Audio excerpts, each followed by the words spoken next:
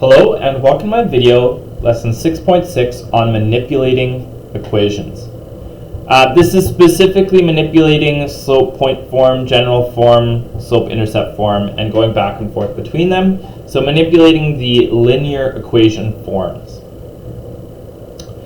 Alright, so slope-intercept is the most useful and most common to have to switch into in like science, let's say.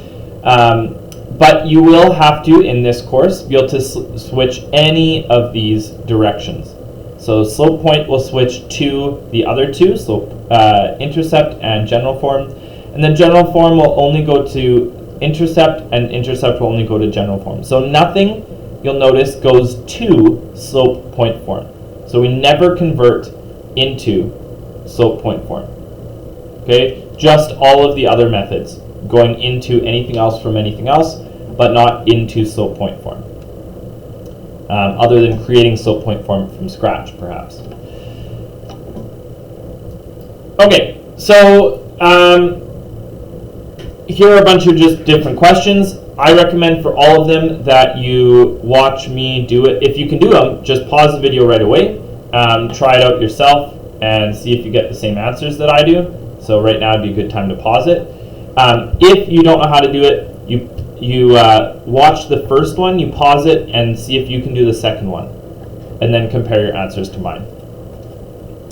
So here, let's take a look at this and try to convert to general form. So the big thing about general form is there's going to be an equal 0 on one side. That's the big idea.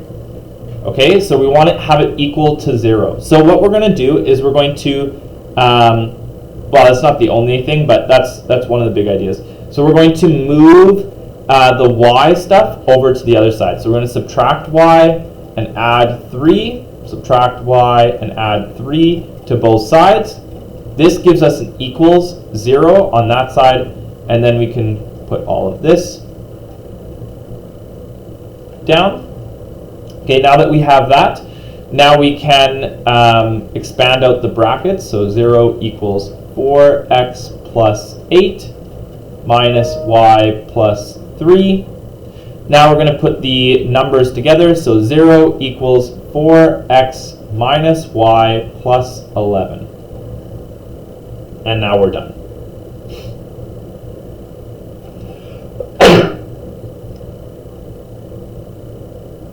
All right, trying this second one out, we are going to do the same thing again. So we're going to subtract y, subtract 1 on both sides. We're going to be left with 0 equals 3 over 2, x minus 5, and then minus 1 minus y. Now we're going to expand the fraction into the brackets. Now there's going to be an extra step here, because having fractions is no good. We don't want to have fractions, and we don't want to have a negative x value. So we want to get rid of those fractions. How do we do that?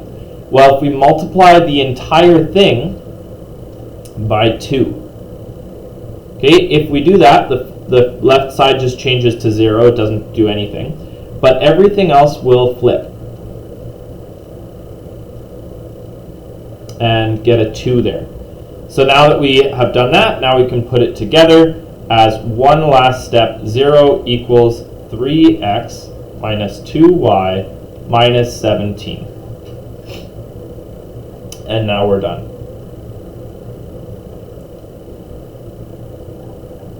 Okay, let's try the next two example questions. Okay, so for this first one, again, we're well, I guess differently this time, we're going to slope-intercept form. So basically with slope-intercept form, you want to have y equals on one side. In general form, you want to have 0 equals on one side. Now you want to have y equals on one side. So we're going to move the minus 4 over, and we're going to add 4 to both sides. So it'll be y equals, and already it's starting to look pretty good, but we're not done yet. because now we're going to multiply the fraction into the brackets, And in this mode, we're allowed to have a fractional m value, and that's allowed. 4/3 plus 4. Okay, so this is good so far. I'm just going to give myself a little bit more space because we have to add those fractions together. I know a lot of people have difficulty adding these two together, so I'm just going to do it on the side here. Okay, just so that you can see what I'm doing. I'm basically making that over 1. Then I'm getting common denominators by multiplying by 3. So it's 12/3 minus 4 as well. So it's 8/3.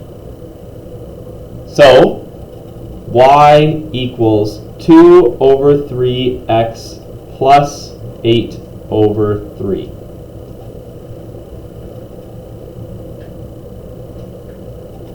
All right. So again, pause the video here and try it for yourself for the next question.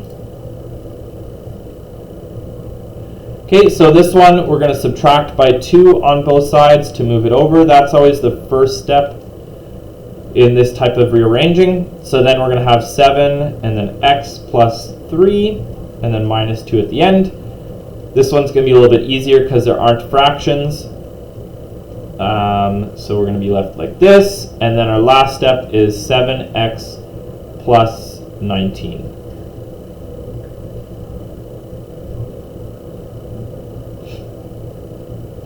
Okay, so general form was going to equal 0. Slope-intercept form is y equals, well, that holds true for the next two.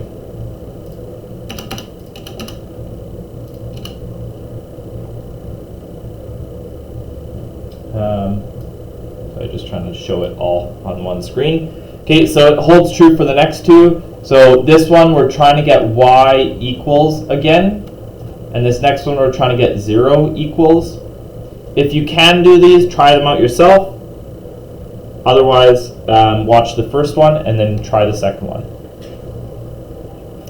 Okay, so we're trying to get y equals in this question. So we're going to try to get the y by itself. So in this case, I'm going to add 4y to both sides. Then I'm going to divide by 4 on both sides. So we're going to be left with, well, I'm going to write it like this first.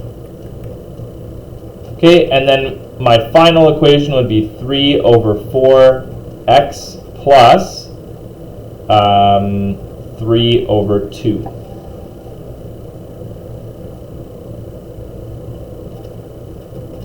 Okay, now it's your turn. Pause the video, try it yourself. All right, we're trying to get the y by itself, so we're going to subtract by everything else.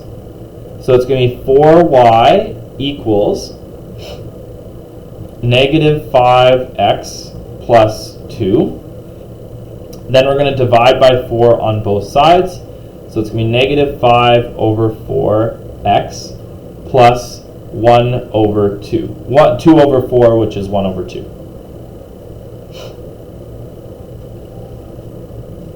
Okay, and our last two examples for this lesson. So we're going to convert this now to general form from slope-intercept form. So we want to have it 0 equals. So we're going to move the y over. So it's going to be 0 equals. Oh, actually, and we want to have the x positive. So we're going to move everything else over instead.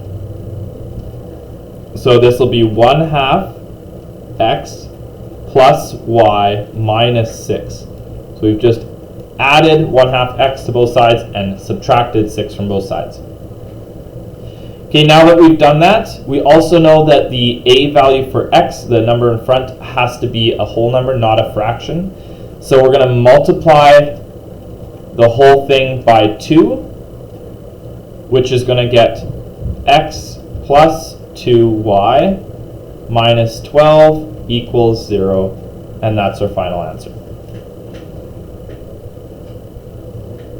Okay, and this last question, we're going to do the same sort of thing, but this time the x is already positive, so we're going to leave it where it is. Okay, so it looks like this. Now we need to get rid of the fraction. So we're going to multiply by 3 because that's the denominator, so it's going to get rid of the fraction when we do that. So the left side still is 0, but then we're left with 4x minus 3y minus 15.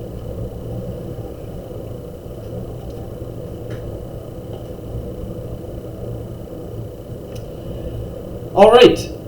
I hope that this video helps you better understand all the different manipulations from one form to the next with linear functions. Hope this video helped, and good luck.